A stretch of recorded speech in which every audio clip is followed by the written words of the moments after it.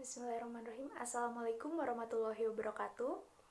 Yang saya hormati Ibu Tri Sumarni selaku penguji 1 saya. Yang saya hormati Ibu Maya Safitri selaku penguji 2 saya. Dan yang saya hormati Ibu Indri Heri Susanti selaku penguji 3 saya. Perkenalkan, nama saya Desti Nur Hayati, mahasiswi S1 Keperawatan 8B Fakultas Kesehatan Universitas Harapan Bangsa. Pada kesempatan kali ini, saya akan memaparkan hasil penelitian saya yang berjudul Hubungan Pengetahuan Kesehatan Reproduksi Remaja dengan Personal Hygiene Habits pada Remaja Putri Literatur Review. Latar belakang. Organ reproduksi merupakan salah satu organ tubuh yang sensitif dan memerlukan perawatan secara khusus. Kurangnya pengetahuan tentang cara merawat organ reproduksi yang benar menyebabkan banyak remaja putri tidak mengetahui bagaimana mengidentifikasi, menangani, dan mencegah masalah organ reproduksi secara tepat. Selain minimnya informasi terkait aspek kesehatan reproduksi, umumnya remaja putri juga masih merasa malu untuk meminta bantuan atau berdiskusi dengan ahli medis terkait dengan organ reproduksi. Menurut penelitian Irawan 2016, didapatkan hasil bahwa pengetahuan responden sebanyak 11,5% tergolong kurang, 81,3% tergolong sedang, dan 7,3% tergolong baik. Menurut penelitian lain dari Solihati 2018, didapatkan hasil bahwa 100 orang atau seluruh responden berpengetahuan buruk dan 78 orang memiliki sikap tidak mendukung terhadap perawatan saat menstruasi. Tujuan dari penelitian ini adalah untuk mengetahui hubungan pengetahuan kesehatan reproduksi remaja dengan personal hygiene habits pada remaja putri. Manfaat penelitian. Manfaat penelitian di sini ada 2. Yang pertama yaitu manfaat teoritis.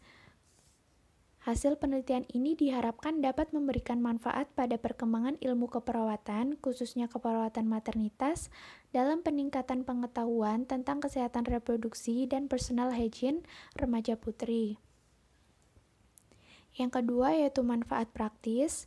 Bagi peneliti sendiri, hasil penelitian ini diharapkan dapat memberi pengetahuan tentang kesehatan reproduksi remaja dengan personal hygiene habits, sehingga peneliti dapat mengaplikasikan pengetahuan tersebut. Sedangkan bagi institusi pendidikan Universitas Harapan Bangsa, hasil penelitian ini dapat dijadikan referensi tambahan untuk pengembangan pengetahuan dalam pendidikan dan perlengkapan bahan pustaka tentang kesehatan reproduksi remaja dengan personal hygiene habits pada remaja putri. Kajian hasil-hasil penelitian. Penelitian ini menggunakan 10 jurnal, di antaranya ada 3 jurnal internasional dan 7 jurnal nasional. Jurnal berisi bahasan mengenai pengetahuan kesehatan reproduksi remaja dan personal hygiene habits. Jurnal-jurnal tersebut menggunakan metodologi penelitian yang berbeda-beda. Hasil dari jurnal menyatakan hasil yang serupa dan mendukung tema penelitian ini. Metode penelitian. Jenis penelitian yaitu literatur review. Literatur review merupakan serangkaian teori, temuan, dan penelitian terdahulu yang dijadikan landasan kegiatan penelitian selanjutnya dalam menyusun kerangka pemikiran dari masalah atau fenomena yang sedang diteliti. Untuk metodenya, di sini menggunakan metode deskriptif. Penelitian deskriptif merupakan penelitian yang menjelaskan fenomena atau karakteristik individual, situasi, atau kelompok tertentu secara akurat. Sumber data yang digunakan di sini yaitu data sekunder. Data sekunder adalah data yang diperoleh dari sumber tidak langsung yang biasanya berupa data dokumentasi atau arsip-arsip resmi. Kemudian sumber informasi. Sumber informasi diperoleh dari database yaitu PubMed dan Google Scholar. Cara pengumpulan data, di sini yang pertama, mencari jurnal atau artikel ilmiah sesuai dengan keyword pada database PubMed dan Google Scholar. Keyword tersebut telah dirumuskan terlebih dahulu. Kemudian, pengumpulan data sesuai dengan kerangka PEOS atau Problem, Exposure, Outcomes, dan Study Design. Di sini, population-nya yaitu remaja putri yang bersekolah di tingkat menengah. Tingkat menengah ini bisa di tingkat menengah pertama maupun tingkat menengah atas. Untuk eksklusinya, remaja putri yang belum mengalami menstruasi. Exposure, di sini pengetahuan kesehatan reproduksi. Untuk outcome-nya personal hygiene, kemudian studi desainnya menggunakan kuantitatif deskriptif. Hasil penelitian dan pembahasan. Personal hygiene adalah suatu tindakan untuk memelihara kebersihan dan kesehatan seseorang untuk kesejahteraan baik fisik maupun psikisnya. Faktor yang berpengaruh dalam praktik personal hygiene diantaranya adalah umur, pendidikan, dan pengetahuan yang dimiliki oleh individu tersebut. Pengetahuan yang dimaksudkan merupakan informasi yang bersangkutan dengan pengetahuan tentang menstruasi, pengetahuan kesehatan reproduksi pada remaja, dan pengetahuan mengenai kebersihan diri pada remaja, baik saat menstruasi maupun dalam keseharian.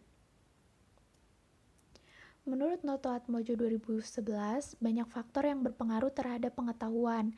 Di antaranya dipengaruhi oleh tingkat pendidikan, pengalaman, usia, informasi, lingkungan budaya, dan sosial ekonomi. Hasil penelitian menunjukkan bahwa pengetahuan akan kesehatan reproduksi, terutama dalam kebersihan organ reproduksi, sangat mempengaruhi perilaku seseorang dalam melakukan personal hygiene. Menurut teori Noto Atmojo 2012, mengatakan bahwa pengetahuan seseorang dapat mempengaruhi terjadinya suatu masalah kesehatan. Semakin baik pengetahuan seseorang, maka semakin baik pula kesehatannya. Begitu juga sebaliknya, semakin rendah pengetahuan seseorang, maka semakin buruk pula kesehatannya. Kesimpulan, personal hygiene merupakan suatu tindakan guna memelihara kebersihan dan kesehatan untuk kesejahteraan fisik dan psikis. Permasalahan fisik yang mungkin timbul dari minimnya pengetahuan adalah kurangnya personal hygiene. Karena tidak memiliki pengetahuan yang mencukupi tentang cara perawatan organ reproduksi yang benar, maka seseorang akan mudah berperilaku yang membahayakan atau acuh terhadap kesehatan alat reproduksi. Dan sebaliknya, jika seseorang yang mempunyai pengetahuan tentang cara perawatan organ reproduksi yang benar, akan lebih memilih berperilaku yang tepat dalam menjaga kebersihan alat reproduksinya. Rekomendasi: peneliti selanjutnya diharapkan mampu menggali lebih dalam terkait faktor-faktor yang mempengaruhi perilaku remaja terhadap personal hygiene organ reproduksi seperti faktor predisposisi, faktor pemungkin, dan faktor pendorong. Kemudian dapat menganalisis hubungan antara pengetahuan, sikap, dan perilaku personal hygiene organ reproduksi.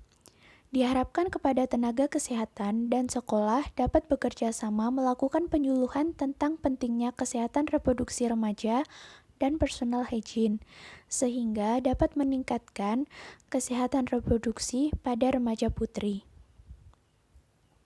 Sekian presentasi dari saya. Mohon maaf bila ada kesalahan. Wabillahi taufiq wal hidayah. Wassalamualaikum warahmatullahi wabarakatuh.